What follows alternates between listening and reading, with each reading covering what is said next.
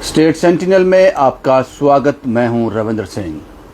जम्मू में जब smart meter लग रहे थे तब जम्मू के लोगों के साथ झूठ क्यों बोला गया?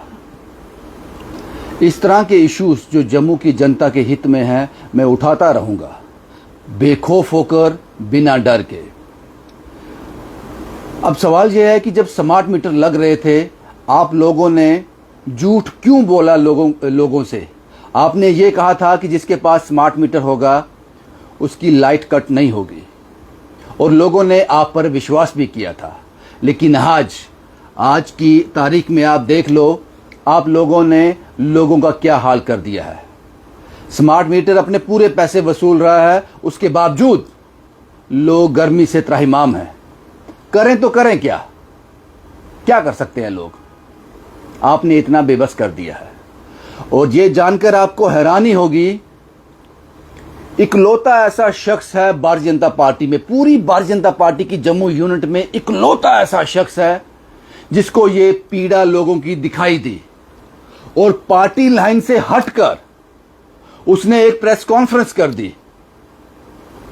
उस प्रेस कॉन्फ्रेंस में कहा कि जो वादा आपने किया था वो कहीं ना कहीं पूरा नहीं हो रहा है। भारतीय जनता पार्टी का जम्मू यूनिट का कोई और नेता जो बड़ी बड़ी बातें करते हैं, ये इशू उनको याद ही नहीं रहा। मेरे साथ हैं बलदेव सिंह बलोरिया साहब, farmer deputy mayor JMC, 2 tenure में फॉर्मर चेयरमैन जेएमसी। बलदेव साहब, आप भी मजबूर हो गए, आपको प्रेस कॉन्फ्रेंस करनी पड़ी, आपको एलजी साहब को कहना पड़ा कि जम्मू के लोग जो हैं परेशान हैं बिजली से। ऐसी क्या नौबत आ गई थी? और सबसे उसके साथ जुड़ता एक और सवाल है, जैसे बाकी भारतीय जनता पार्टी के नेता हैं जम्मू यूनिट के, वो बात नहीं करते इस पर, उनको बात करनी आती नहीं, या करना नहीं चाहते, या कोई डर है इनको। वो डर, चिंता, परेशानी आपको नहीं है? सबसे पहले मैं आपको बता दूं कि आपका धन्यवाद। समय समय पे लोगों की समस्याएं लेके आप बीच में आते हो और बात करते हो, और मैंने आपको कभी इसके लिए पीछे भी नहीं हटता। प्रायोरिटी हमारे लोग हैं। सरपंच रहा हूँ, पार्टी ने मौका दिया, चुनाव भी लड़ा, कारपोरेशन का लड़ा, डिप्टी मेयर रहा, चेयरमैन रहा, तो मैंने हमेशा लोगों की आवाज़ उठाई है, और लोगों की जो दिक्कत है उसको हल करने के लिए मैंने अपनी जो सीमाएं हैं उसको आगे बढ़ के मैं लोगों के लिए काम करता हूं। बिजली जब स्मार्ट मीटर लगे थे, बिजली का कट बहुत ज़्यादा हो रहा था, 12 घंटे कट हो रहा था। जब 12 घंटे कट था तो मुझे वो टाइम भी याद है कि जब मीटर लग रहे थे तो हमारे साथ वायदा हो रहा था कि 24 घंटे बिजली मिलेगी। 24 घंटे बिजली मिलेगी। गवर्नर साहब ने कहा कोई कट नहीं होगा जिस एरिया में मीटरिंग होगी। तो फिर कट क्यों? और कट भी 12 घंटे, 8 घंटे, 7 घंटे। तो फिर जब मेरे साथ, मैं लोगों के बीच रहते हैं, हम लगातार जो लोगों से फेस करते हैं, जब मुझे लगा कि अब लोगों की जो प्रॉब्लम है इसके लिए बोलना मुझे चाहिए, मेरा ज़मीर कह रहा था कि अब सारी बातें छोड़ के आप इनके लिए बात करो। मैंने प्रेस कॉन्फ्रेंस की, मैंने गवर्नर साहब से पूछा, मैंने बोला था अब मीटर लगे थे, हमने आपकी सपोर्ट की थी, हमने लोगों को समझाने की कोशिश की थी कि ये मीटर लगने से चोरी खत्म होगी, करप्शन खत्म होगी। जब स्मार्ट मीटर लगता है तो ऑनलाइन रहता है, और उस ऑनलाइन में जितनी बिजली खर्च होती है मेरे मोबाइल में भी रहती है और उनके भी रहती है। बीच में बिचौलिए जो मीटर रीडर होते हैं, लाइनमैन होते हैं, दूसरे लोग होते हैं डिपार्टमेंट के लोग, गरीब और मजबूर लोगों को इसके नाम पे पैसे खाते थे कि आपका बिल बढ़ा दूंगा, कम कर दूंगा, आपको मैं इस पर रीडिंग कटा दूंगा। ऐसा होती नहीं है। लेकिन वो करप्शन खत्म होगी तो हमें भी लगता था कि स्मार्ट मीटर को इतनी बुरी चीज़ नहीं है, अच्छी है। लेकिन जो वायदा किया कि बिजली के कट जो हैं वो नहीं लगेंगे, बिजली पूरी मिलेंगे, लोग बिजली किराया पूरा देने के तैयार हैं, तो फिर क्यों? इस हालत को देखते हुए लोग भी परेशान थे, लोग भी मेरे बार बार पूछते थे। जब आप इस तरह से बोल्ड होकर बात करते हो, कोई और करता नहीं है, जब आप बीजेपी में रहकर इस तरह की बात करते हो, पार्टी लाइन से हटकर बात करते हो, तो आपको किसी का प्रेशर, कोई खौफ, कोई चिंता, कोई परेशानी नहीं होती? नहीं, मेरी पार्टी ने मुझे कभी नहीं कहा कि आप क्यों बोले हो, क्या कहा है। वो मैं लोगों की बात करता हूँ। मेरे पार्टी के भी किसी व्यक्ति ने मुझे, या किसी सीनियर नेता ने मुझे नहीं कहा। 25 MLA चुन के दिए थे जम्मू ने, तो वो उनको ये क्यों नहीं, अगर कोई खौफ परेशानी है नहीं तो वो बात क्यों नहीं करते, या सिर्फ उनको कहा गया कि पाकिस्तान पे बात करनी है? मैं अपनी बात करता हूँ, मैं किसी की बात क्या करूँ। जो मुझे लगता है कि ये करना चाहिए, जो लोगों की समस्या है इसके लिए आपको लड़ना चाहिए, तो हम लड़ते हैं। जैसे पीछे भी आपने एक बार मेरा किया था कि प्रॉपर्टी टैक्स लग रहा है, कारपोरेशन में कोई नहीं था, तब भी मैंने कहा मैं लोगों के सामने सच्चाई रखना चाहता हूँ। लोगों को अंधेरे में रखना ये गलत बात है, रखना स्मार्ट मीटर लगने के बाद जो लंबे लंबे कट चल रहे हैं, ये पाकिस्तान की साजिश तो नहीं है साहब? नहीं, मैं गवर्नर साहब का धन्यवाद करता हूँ। प्रेस कॉन्फ्रेंस करने के बाद उन्होंने संज्ञान लिया, कट की कमी आई है, डिपार्टमेंट के लोग भी जागे हैं, पर अब भी पूरा काम नहीं हुआ है। मैं कहता हूँ कि उनको बिजली 24 आवर्स दो, वो मिलनी चाहिए। झूठ बोला गया था जब स्मार्ट मीटर लगे थे तब। उनकी मजबूरियां हो सकती हैं, क्यों नहीं, को मजबूरी का नाम बट मैं कहता हूं कि आपको लोगों को ट्रांसपेरेंसी होनी चाहिए, वो नहीं, लोगों से साफ बात होनी चाहिए कि अगर कट है तो करो ना, शेड्यूल बनाओ कि हम 4 घंटे कट कर रहे हैं। गवर्नर साहब कहते हैं कि कोई कट नहीं होगा, जहाँ मीटिंग है वहाँ कट नहीं होगा। मुझे कट हम दे रहे हैं। जब इस तरह की आप प्रेस कॉन्फ्रेंस करते हो तो जाहिर सी बात है, जिस तरह से मैं सोचता हूँ आपके बारे में कि आप बड़ा बोल्ड बोलते हो, सच बोलते हो, बाकी लोगों में भी आपका इंप्रेशन अच्छा चलता है। तो इसमें जो आपकी के साथी हैं जो इस पर बात नहीं करना चाहते, बोलते ही नहीं, उन्होंने मुंह में दही जमा कर रखा है, मतलब आप गए हैं किसी और के पास भी गए, वो बात नहीं करना चाहते इस पे। वो कहते हैं कोई ऐसा इशू लाओ जो नेशनल इशू हो।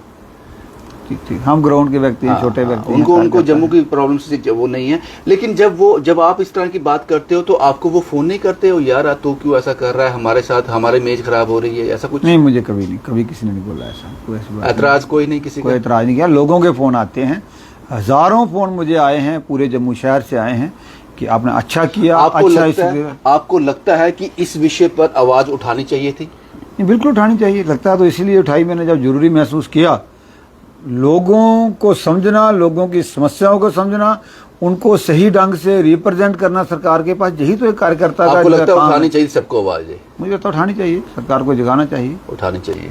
शुक्रिया बलदेव सिंह बलौरी साहब। इसीलिए हम आपके पास आते हैं कि आपको कोई बंदिश नहीं है, कोई प्रेशर नहीं है। हमें तो ये भी हमने एक धारणा बना रही थी शायद भारतीय जनता पार्टी की जम्मू यूनिट है, उसकी कमान दिल्ली के हाथ में, जो कहा जाएगा उतना ही बोलना है, उतना ही सुनना है, उतना ही देखना है। मुझे लगता है कि आप पर ये इंस्ट्रक्शन लागू नहीं होती है। मुझे नहीं लगता कि कभी भी पार्टी ने हमें लोगों के बीच जाने के लिए, लोगों के जनहित के मुद्दे उठाने के लिए, कभी हमें पार्टी की कभी ऐसी कोई बाइंडिंग नहीं रहती कि तो ये अपनी सोचती है। फिर मैं कुछ नहीं कह सकता कि मुझे कभी पार्टी अच्छा सर, एक और दूसरा सवाल, ये आवाज बड़ी जोश के साथ विक्रम रंधावा साहब ने उठाई है, वो मुझे सड़क पर भी दिखे, जद्दोजहद करते हुए दिखे, पुलिस के साथ लड़ते हुए दिखे। ये जो कुंजवानी का मसला है, यहाँ पर दीवार खड़ी की जा रही है, आप इसके बारे में क्या सोचते हो? मुझे लगता है ये लोगों की डिमांड है। जब फ्लाईओवर वहाँ से बन सकता था, आया है बनते हुए, तो दोनों साइड दीवारें लगी हैं, लेकिन इसमें थोड़ी टेक्निकल गलती क्या हुई, ना ही तो आम लोगों को पता था कि कैसा जहाँ रोड बनना है, और ना ही नेताओं का पता था। जब दीवार लग गई, अब हुआ, तो जब लोग आए बीच में, जैसे हमारे पास आते हैं, उनके पास भी आए होंगे, तो विक्रम जी ने भी आगे होके इसके लिए काम किया है। सचमुच में प्रॉब्लम है, क्योंकि अब कुंजवानी की बात करें तो रोड के इस तरफ फैमिली है, उसका एक घर इस तरफ है, एक दूसरी तरफ है, उसकी दुकान उस तरफ है, उसका घर इस तरफ है। तो जब ये बन जाता है तो उसको अगर अपनी दुकान पे जाना होगा तो उसको 2 किलोमीटर घूम के 3 किलोमीटर आना होगा, तो थोड़ी तकलीफ तो होगी, लोग परेशान होंगे इससे। तो परेशान तो होंगे, बिजनेस में भी कम होगा, बिजनेस का भी जो पैच है वहाँ पे बिजनेस वालों को भी होगा। तो लोग अपनी आवाज उठा रहे हैं, उन लोगों की आवाज को विक्रम जी भी देख रहे हैं। आवाज को उठाने की जिम्मेदारी किसी और की भी है ना?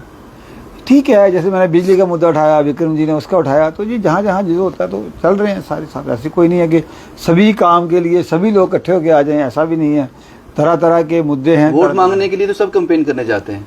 जब एक आदमी को वोट मांगना होता है तो 20-20 लोग आते हैं, 50-50 लोग, 100 लोग आते हैं, तब भी कहा जाए ना जो नुमाइंदा है खुद ही कैंपेन करे जाके। वहाँ पे तो नेतृत्व में वो विक्रम जी अकेले नहीं लड़ रहे, अकेले उसका नहीं किया, बाकी लोग भी जा रहे हैं वहाँ पे। मैं भी वहाँ एक बार गया था उनकी समस्याएं सुनने, उनसे बात की थी। हमने भी अपने मेंबर पार्लियामेंट को कहा था कि इसके लिए इनिशिएटिव लिया जाए। खाली मेंबर विक्रम जी ही नहीं, हमारे देवेंद्र राणा जी इसके साथ लगे हुए हैं, हमारे मेंबर पार्लियामेंट जुगल किशोर शर्मा जी हैं, उन्होंने गडकरी जी से बात की है, कल भी बात की है, आज भी हुई है, पार्टी लगी है। ऐसी बात नहीं है कि लोगों की समस्या के लिए सड़क पे सिर्फ विक्रम सिंह दिखे जा, आप मिले, उनसे मुलाकात की? मैं भी मिला हूँ 2-3 बार, मैं गया हूँ वहाँ पे, लोगों की समस्या समझता हूँ, मैं सरपंच रहा हूँ उस एरिए का, लोगों की एक एक समस्या को समझता हूँ। लेकिन हमारी भी गलती यही हुई, हमें पता ही नहीं था कि इसका डिज़ाइन क्या है, इससे बनने के बाद क्या होगा। जब बना, हम दिखा के द्वार लगी तो तब पता चला, तो हम जाके। तो सर एक सवाल और, इसी इशू पे एक सवाल और पूछूंगा आपसे। विक्रम रंधावा को मैं समझ सकता हूं, बीजेपी ने कहा, जैसे विक्रम रंधावा साहब का इंडिविजुअल ये स्टेटमेंट था, उन्होंने ऑन रिकॉर्ड मीडिया से कहा कि ये दीवार यहाँ नहीं चढ़ेगी, यहाँ अगर ब्रिज बनेगा, फ्लाईओवर बनेगा तो पिलर पे ही बनेगा। क्या लगता है आपको, ये सुना जाएगा या क्या क्या इसको देखते हैं? नहीं, वो विक्रम जी का अपना कहना था कि लोगों को कि नहीं बनेगी। विक्रम जी उन्होंने कहा, अब कोई ऐसा हो गया है, अभी तक कोई ऐसी घोषणा नहीं हुई कि ये नहीं बनेगी जहाँ पिलर बनेंगे। अभी तो काम चल रहा है, अभी तो काम चल रहा है।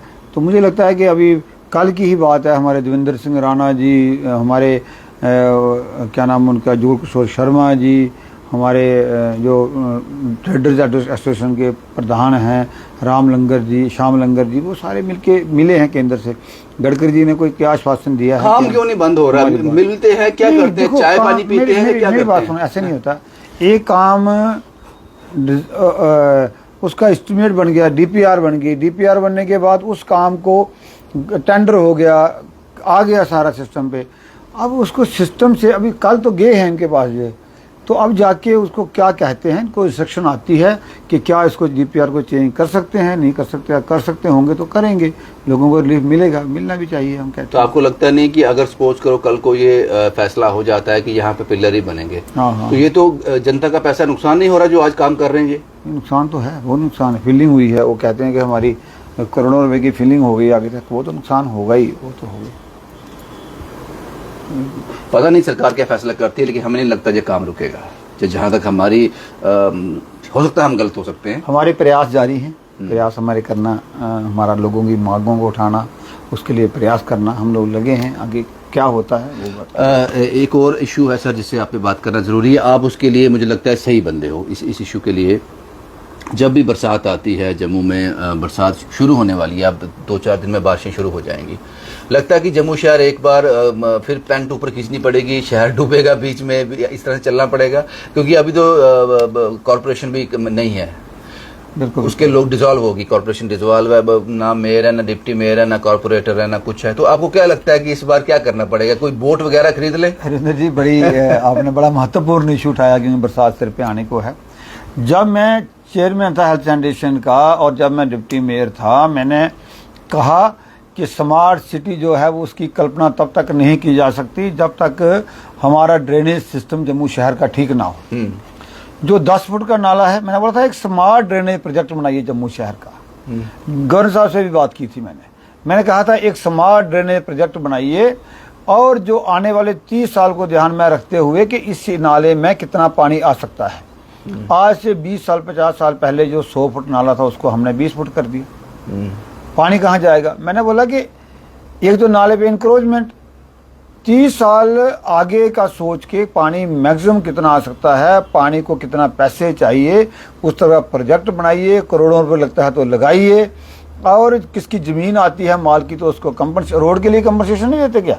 देते हैं ना, रोड बनता है तो मकानों का देते हैं, उसका देते। तो नाले बनाओ ना, इसको खुला करो, इनकी पूरा वॉल्यूम जितना है उसको बनाइए कि परमानेंट समस्या हल हो जाएगी। लेकिन मैं एक डीपीआर तो बनाई थी, कहा भी था कि 800 करोड़ रुपए आएगा, लेकिन अभी तक वो धरातल पे आया नहीं, तो मैं कुछ कह नहीं सकता।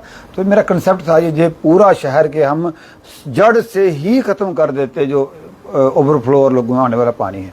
दूसरी बात रही कि म्युनिसिपल कॉर्पोरेशन हर साल नालों की डिसिल्टिंग करती है, जिसमें 171 डीप ड्रेन है और 108 के करीब करीब नाले हैं, छोटे बड़े नाले हैं, तो सफाई करती है। लेकिन मैं आपको बता दूं कि हमारी कॉर्पोरेशन नहीं है आज। और आज मैं आपको बड़ी बात बताता हूं, जो हमारे कॉर्पोरेटर थे जो एक्स हो गए हैं, कुछ को छोड़ के, कदुका को छोड़ के सभी लोग कारपोरेशन का सहयोग करके नालों की डिसिल्टिंग कर रहे हैं। मैंने भी टूर किया था एक दिन, मैंने सबसे बात किया था क्या पोजीशन है। मुझे देखा इस बार कारपोरेशन ने भी अच्छा काम किया है, नालों की डिसिल्टिंग हुई है। तो इसमें पानी जमा नहीं होगा? पानी मुझे लगता है कि बहुत बड़ी समस्या को आने वाली नहीं होगी, जो मुझे लगता है। सर ये बड़ी बात होगी क्योंकि बारिश आने वाली है और वो तस्वीरें छुपाई नहीं जा सकती। मैं कह रहा हूँ, अब मैं ऑन रिकॉर्ड कह रहा हूँ आपके साथ कि मुझे लगता है कि जो उन्होंने अपना काम करना था, एक नाले की वॉल्यूम जो है वो इतना पानी लेने के लिए तो उससे 2 गुना ज्यादा बारिश होती, वो ओवरफ्लो होना ही होना है। चांसेस है, बट जो लोगों की दुकानों में, घरों में पानी घुसेगा। लेकिन जो अगर नॉर्मल बारिश होती है नहीं आएगा। अगर जैसे दिल्ली में बारिश हुई, कहते 2 दिन में 800 सेंटीमीटर होती है, तो 300 400 2 दिन में होगी। अगर ऐसा आए तो मैं कह नहीं सकता, नहीं तो जो डिसिल्टिंग करनी थी, वो नालों की सफाई करनी थी, वो अच्छे तरीके से की है इस बार, मुझे लगता है। अच्छे तरीके से की। शुक्रिया साहब हमसे बात करने के लिए और सारे इश्यूज पर अपनी रोशनी डालने के लिए।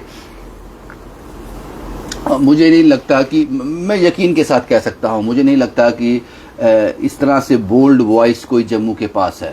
मुझे नहीं लगता, बिना किसी परवाह किए अपनी बात रखते हैं। हालांकि हमने बड़े हार्श क्वेश्चन भी इनसे पूछे, फिर भी ये हमें वक्त दे देते हैं क्योंकि जनता के साथ जुड़े रहना चाहते हैं। जनता सब समझती है, जनता जानती है कि कौन उसके साथ खड़ा है। हालांकि जो इस वक्त लाइट की सिचुएशन है, जो नुमाइंदे हैं जम्मू के, मैं जम्मू की बात कर रहा हूं, कश्मीर की बात नहीं कर रहा हूं, उनके पास अपने नेता हैं, मैं सिर्फ जम्मू की बात कर रहा हूं।